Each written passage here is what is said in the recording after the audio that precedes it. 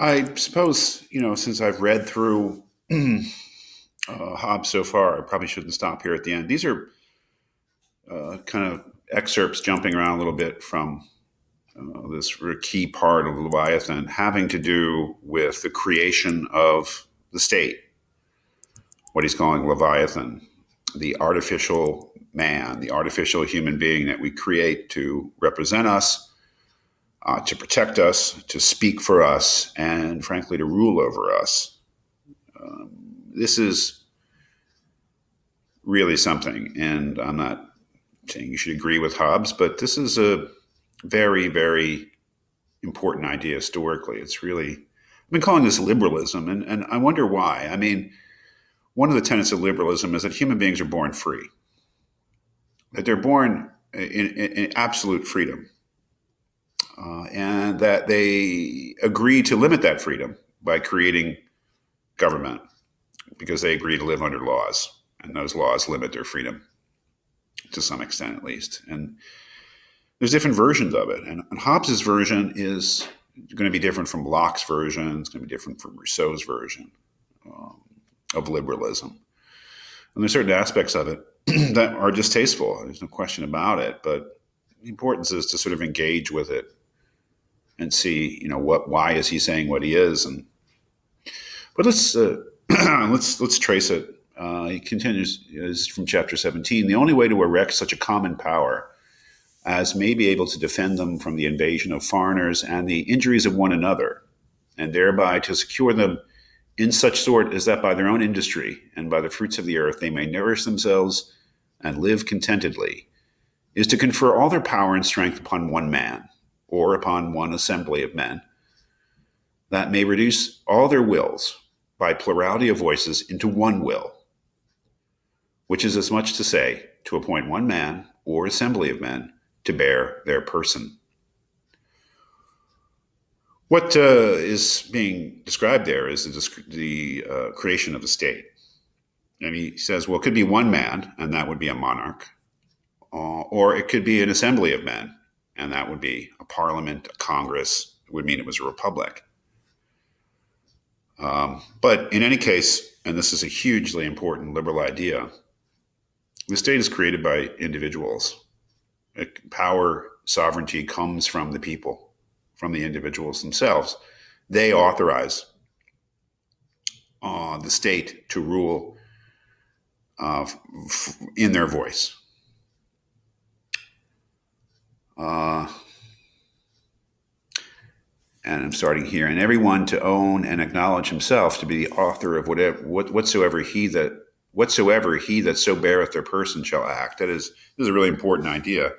The idea is that in a liberal democracy, the state is the voice of the people. So that when the state says something, in a certain sense, you say it too. This is a very important idea, for instance, in Rousseau, as we'll see. Kind of really complicated English, so I'll back up again, which is as much as to say, to appoint one man or assembly of men to bear their person, to speak for them, to in a certain sense be them.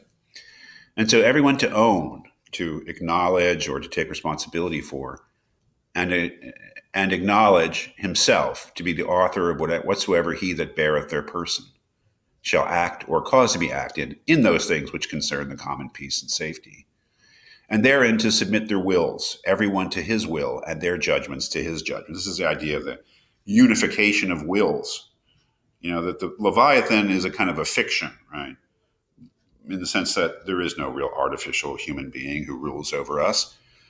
But in a certain sense, it's very real because it's the unification, let's say, the assimilation of all of our real individual wills into one big one. That's what he's thinking of.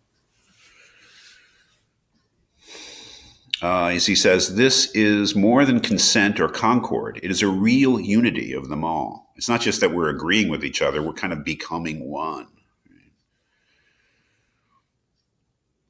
It is a real unity of them all in one and the same person, made by covenant, agreement of every man with every man in such manner as if every man should say to every man, I authorize and give up my right of governing myself to this man or to this assembly of men, on this condition, that thou give up thy right to him and authorize all his actions in like manner. This is really the heart and soul of liberalism.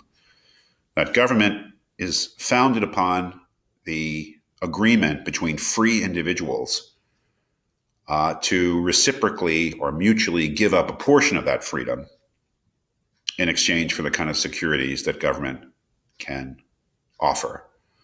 But the crucial thing is that it's an agreement, a free agreement between persons, real persons, individuals like you and me. And that the agreement is made on the condition that it's mutual. I agree to give up a portion of my freedom, or maybe all my freedom, I don't know, if you do the same, but only if you do the same. Because if you're not doing the same, then there's no reason for me to do it. So it's got to be unanimous. This done, the multitude so united in one person is called a commonwealth. So the commonwealth, the sovereignty, the state is created through this act of contract between individuals to set up a governing authority that they all acknowledge to be legitimate, and that they all mutually acknowledge that they've given up at least a portion of their sort of natural born freedoms to this entity. For by this authority given him by every particular man in the commonwealth, this is the generation of that great Leviathan. This is the moment of creation of the Leviathan, or that mortal God, to which we owe under the immortal God our peace and defense. For by this authority given him by every particular man, right? It's got to be unanimous. By every particular man in the commonwealth, he hath the use of so much power and strength conferred on him that by terror thereof he is enabled to form the wills of them all to peace at home and mutual aid against their enemies abroad. Like they've created this monster, the Leviathan, but it's a very effective monster.